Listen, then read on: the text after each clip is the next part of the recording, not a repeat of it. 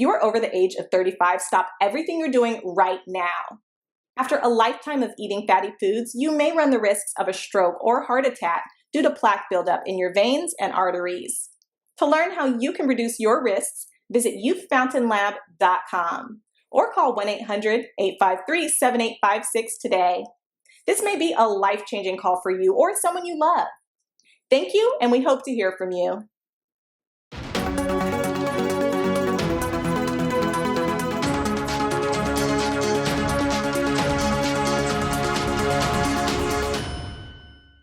Hello fam, welcome back to the African Diaspora News channel.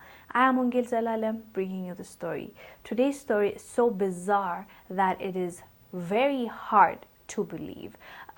This story comes from Kenya. This man named Charles Mwenda was forced to sleep with his deceased wife's body, coffin. So this man loses his wife, the mother of his children, to cancer. He says she's been battling cancer for 2 years and she dies on them, so they have to bury her. I believe him and his family lived somewhere else, but she was being buried another area, like a village, I believe, where she came from, something like that. So they were traveling from Malindi to a place called Meru. This is in Kenya. So they take her body, put it in a casket, and take her where she's supposed to be buried, him and about 30 family members. As they're traveling there, the police stop them and they tell them, no, you can't do this. So they're like, but we have all the documents that we need. We went to the officials, we got our receipts, our certification to bury her, we're allowed. All of us got tested and all of us are, for C19. We are negative, so here's all the documentation you need. We are legal, allow us to go and bury our loved one. They were told, no way, and they arrest him, and so they tell them to go back. The family members went back, and somebody has to be with the casket, so he had to stay with the casket. They take him to a police station and shove him in a room with the casket and leave him there. That man had to stay through the night, even though he had all the documentation, with his wife's body, And also he said it was raining. It was a rainy day. So when it was raining, it was pouring in the room that he is in, and it soaked and it filled the casket.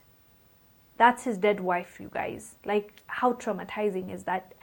Even him, to the courts, he said, that was the worst night of my life. How can it not be? You lost your wife, you're grieving, your kids are grieving, they lost their mom, the family is sad. When they're supposed to bury her, they're turned away and he is arrested. He lost his wife, he's arrested with her body. And to make matters worse, they throw her casket in his room and lock it, and it's raining, and her body is now soaked, her dead body. This is some insane stuff. So the next day, he gets free. He was told that if he doesn't fix his attitude, he's actually going to be forced to quarantine for 14 days.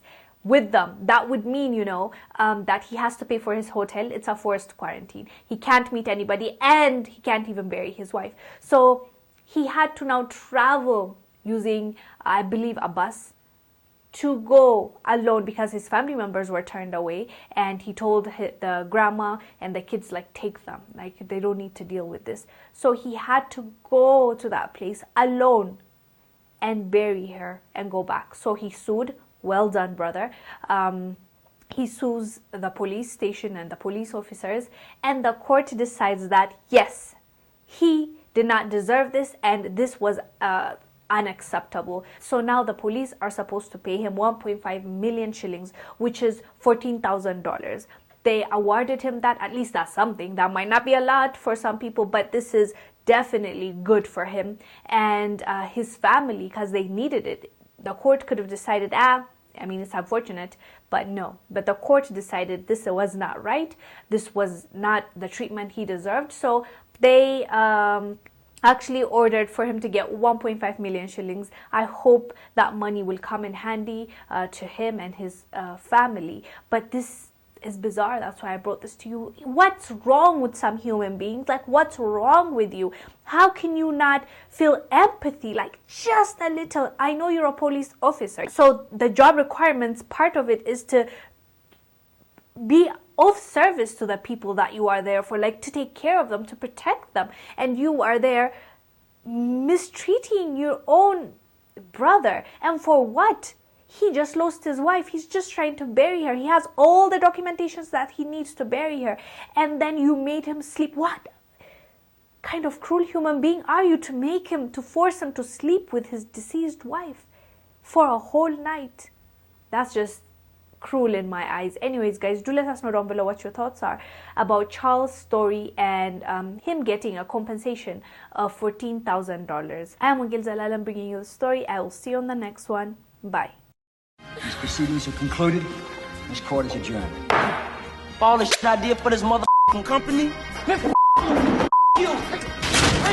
You ever had a great idea stolen from you and didn't know how to go about getting justice?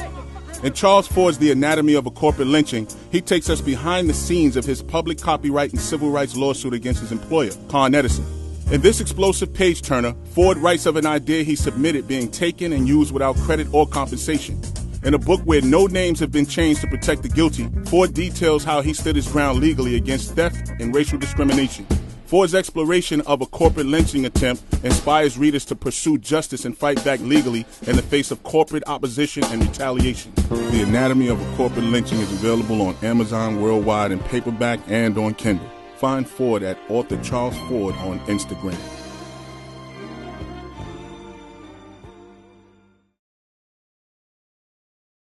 Thank you for watching. Make sure to subscribe to our YouTube channel and download the African Diaspora News Channel app, now available on Google Play and the Apple App Store.